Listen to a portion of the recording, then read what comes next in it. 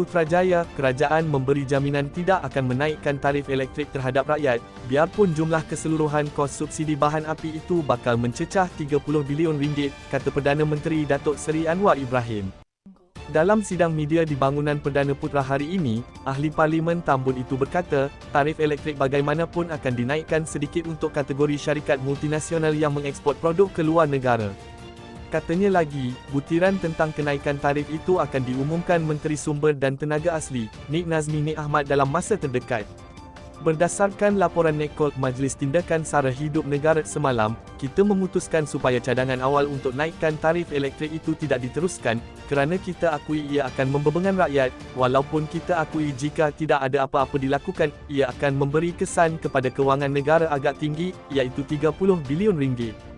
Maka saudara Nik Nazmi, selaku menteri berkenaan akan buat pengumuman, jika dikenakan pun akan kepada syarikat multinasional yang ekspor kerana tarif terlalu rendah buat mereka, dan subsidi itu tidak harus diberikan kepada syarikat gergasi yang untungnya tinggi, katanya lagi. Perdana Menteri berkata, kenaikan tarif itu tidak akan memberi kesan kepada rakyat secara amnya, termasuk syarikat industri kecil sederhana, syarikat pertanian, dan pengeluar makanan. Mengulas lanjut, Anwar berkata, mesyuarat Nekol semalam mengambil maklum tentang keperluan untuk menaikkan tarif tersebut, selepas mengambil kira beban kewangan kerajaan yang kian meninggi.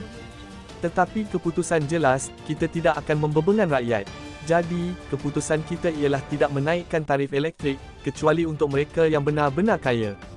Masalah dengan pemberian subsidi ini ialah ia dilihat tidak dilakukan dengan telus, sebaliknya dilihat hanya memberi keuntungan kepada golongan kaya.